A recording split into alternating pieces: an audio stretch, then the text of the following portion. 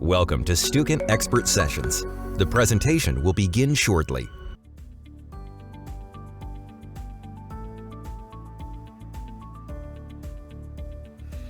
Cyndi, can you talk about the origins of your organization? Kind of how did it start and how did you come up with the idea for its inception?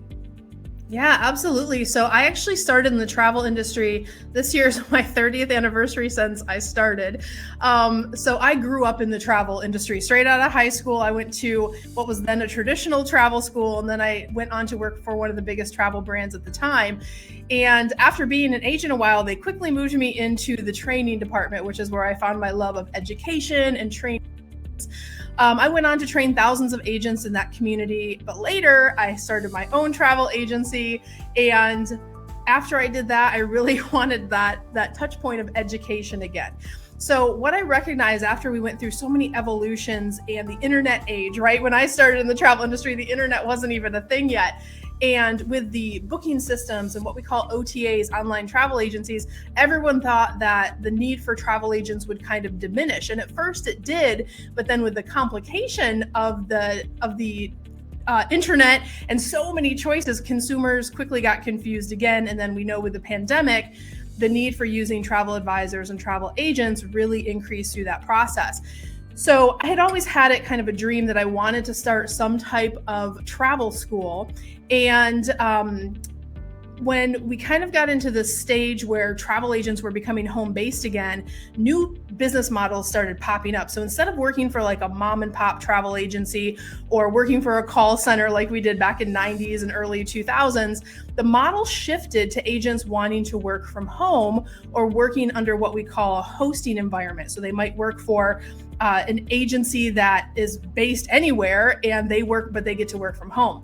The difficulty with this is the new model had more of a contractor system. So instead of having employees like we used to have in the old days, they were hiring contractors. So this caused a gap because when you have I-9 contractors, technically in terms of how the laws are written, you're not really supposed to require them to do training. This was causing an issue in the industry because when you don't have to require people to do training, they're kind of left to their own devices. And being a travel agent, while it sounds fun and it sounds easy, it is not like booking travel for yourself. So a lot of agents got into the industry and found out very quickly they were not educated on what they needed to do. They were not skilled at how to use the actual behind the scene travel agent systems that exist and are out there. So I recognized this gap and I started having clients come to me going, Cyndi, can you help me with this? And that's what kind of sprung the idea of, I've always wanted to have a travel school. Maybe now's the time. So the climate was just really right to build out a model and think about bringing something like this into the world as it exists today. And that's how the whole idea was born. Okay, thank you. So can you talk a little bit about the growth your company has experienced since its inception?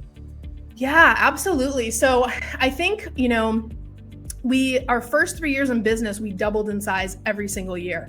We're on track to do that again this year, which is pretty phenomenal in today's day and age. But I think it speaks to the need of having really good, not just education, but part of what we do is not just the how to be a travel agent, but it's how to operate your business in this online space that exists today. So it's a little bit of that trade school element where we're going to teach you the fundamentals of how to do it, but now let's take it and put it in application and help you through that process. So that's one thing that I think we do that's really unique and not out there in the industry today.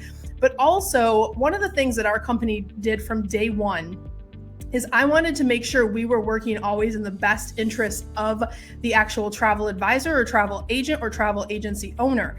With all of these hosting models or different setups that are out there, sometimes they have a certain agenda on how they want to work, how they want to operate, what their goals are, and that's not always in alignment with what me as a person wants to do with my travel business or my vision for my travel business.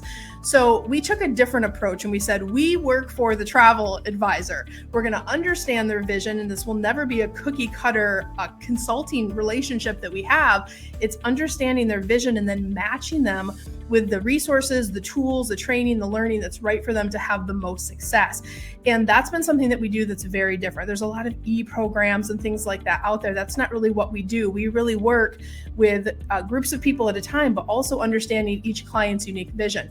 So because of that, word of mouth kind of spread really quickly that we were helping people achieve their goals with what their agenda is, not necessarily what's out there and kind of the noise and all the marketing and different ways to get into the industry. So we quickly became kind of the advocates on the side of the people who were getting into the industry. So that's really helped us in terms of our growth. Well, when thinking of that phenomenal growth, do you think that, thinking about those strategies, do you think that, were a lot of those strategies through either like finding new customers, or was it through you talked about kind of your 5 business units or services that you have, or was it really through expanding those business units? Which has been more successful? Yeah, I think originally what the first approach was to really do a needs assessment of what each particular type of person entering the industry would need, right? So you have your brand new agent who's never worked in the industry. Then you have your experienced agents who kind of got into it, but they're still struggling with what's going on or how to have the most success in their business. And then you have the agency owners who want to lead, they have a heart to lead, but they have no idea how to put a structure together to have a team of anywhere from 15 to 500, right? So we really broke down the model of what exactly do they need to be successful in each of those tiers. And originally, in terms of how we set up our company, that was really key for us. And then later, listening to the clients, understanding what their growing needs were and evolving to match those needs was really critical in the growth. So how do you approach, or how do you take a stab at understanding the risks associated with kind of scaling up or these growth strategies that you've been implementing? Yeah, I think, I am a risk taker by nature. I'm like, if I feel like it's going to be a successful idea and I have the passion to do it, I like to ask what could happen in terms of like in a good way versus in a bad way, right? So, but when you're looking at the risk of, I think, any business, of course you have the risk of failure. But if you model it out in a way where if you understand where there's a need, no matter what niche you're in, right? When you find that there's a need, and if you have a passion to solve that client's problem, that's when the magic kind of happens. If you can figure out a way and be passionate about a way to solve anybody's problem, then you can build any type of business model kind of up around that. And that's really what we did with this business. It's why I don't feel like I'll ever have burnout with it, because I am obsessed with education. I'm obsessed with helping people, and I love working in the travel industry. So when it comes to the risk part of it, yes, it was a factor. Yes, we looked at it at every venture that we do.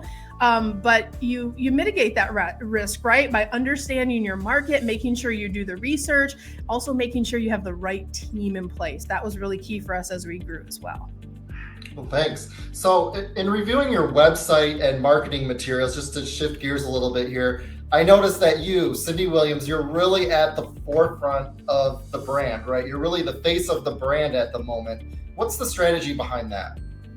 Yeah, I love that. So at the origin of our company, I thought it was really important. We work in an industry that's 85% women, right? So I wanted to have that touch point of understand I created this successful business also from my home. I also have kids. I also have a husband. We have all of these things going on outside. And I felt like to have that authentic connection of, let me show you how I did it. Like, let me reach back and bring you up to how I did it and model that success. So we do own and operate a travel agency, which is our proof of concept. And we built that first. So everything that we train in our educational programs is tested through the agency or in the hundreds and hundreds of clients that we work with at a time. That's how we get our research and our information. But the through line of that process, it was never necessarily a marketing concept, but I just felt like it was important to go, I'm just like you, and let me show you how I did it. So that's how we got our start. We're evolving now, of course, because our team is so big now, and we are more of a full-fledged consulting firm and working in all these different verticals. So I have amazing instructors and things like that, but we still have that touch point of the founder I did what they're hoping to do, right? And teaching them how to model that success. So that's been fun. And honestly, the most rewarding part, whenever we can graduate a man or a woman out of a corporate system so they can work from home, be with their kids and build their business around their life.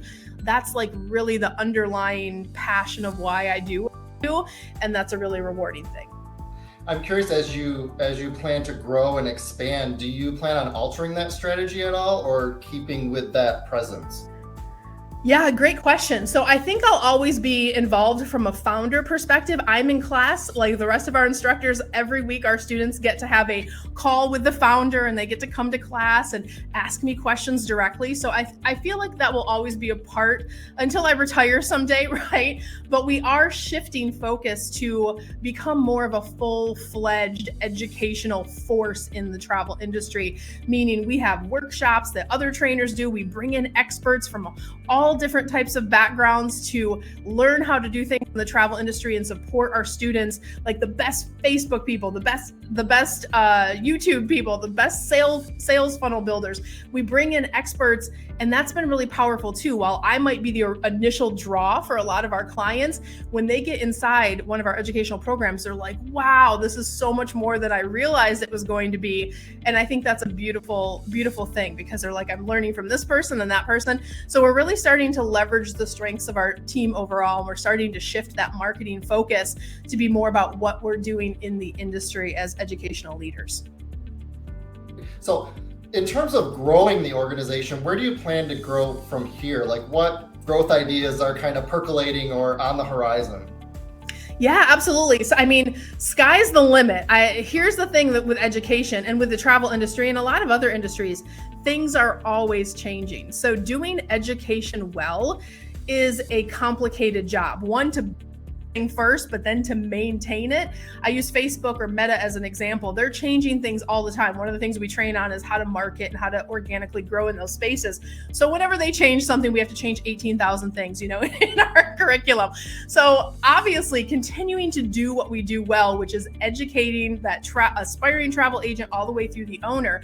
But also we are going to take this worldwide. Of course, there are different laws and things that exist on how you become a travel agent in different countries, but for established travel agents, these are programs and services and offerings that really are, there's no boundaries, right? There's no borders when it comes to learning how to do these things better. So we are looking into licensing models. We're looking into how we take this and expand this globally. And we're really, really excited. And also working with some of those hosts. You remember the original need for our company was hosts are really not allowed to give their own contractors training or require them training. They can give them little pieces here and there, but it really is optional. So when they work with our company to license a training program as a third party, they're not really in conflict with some of those things. And we have such a reputation now. We've found that the agents are going to the leadership and their hosts going, why don't you hire Cyndi Williams? Why don't you have Wanderlust campus in for us? This other host has it, right? So we're really trying to also understand what our host friends and partners in the industry really need from us as we build out resources for them that they can use from a third-party perspective. That's great. So it sounds like you're just at the forefront of some of these ideas. So thinking about that, if you had a strategy consultant at your disposal, what would you have them focus on in terms of achieving future growth? Yeah, I think, we do actually work with a lot of experts and consultants as we grow. That's one of the things that we always invest in. We, especially as educators, I think we know that we don't know what we don't know. So leveraging and putting the right strategists in place to understand what does the market look like in these other countries? What would we need to do to best support? And one of the other fundamental things about our company is we don't build stuff just to sell it. We only build it if we truly know it's going to help people get a result of some kind. And that has been transformational for us. So not just understanding, can we sell it, but understanding, will they actually have, will the end user of whatever product, educational program, will they have tangible results after they buy this thing, do this thing, you know, participate in this training program or whatever the tool or resource we're building is. As long as the answer to that is a resounding yes, they will have success if we can give them this tool or teach them how to do this, then we move forward on it. So I would put, you know, we're already looking into those things, some of our experts that we have, and that's really key for me. Is like, if those are in line, then everything else will work out. Okay, well, thank you so much, Cyndi. Those are all the questions I have. Fantastic. It was great being here.